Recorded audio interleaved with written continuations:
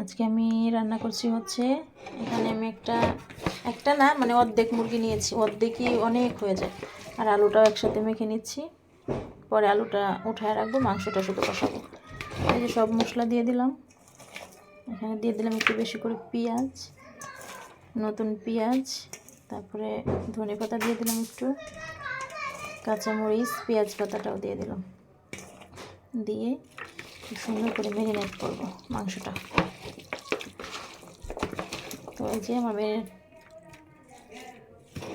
করে 5টা মিনিট রেখে দেবো।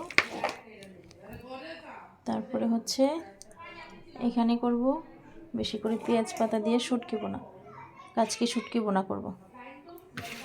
এই হলো আমার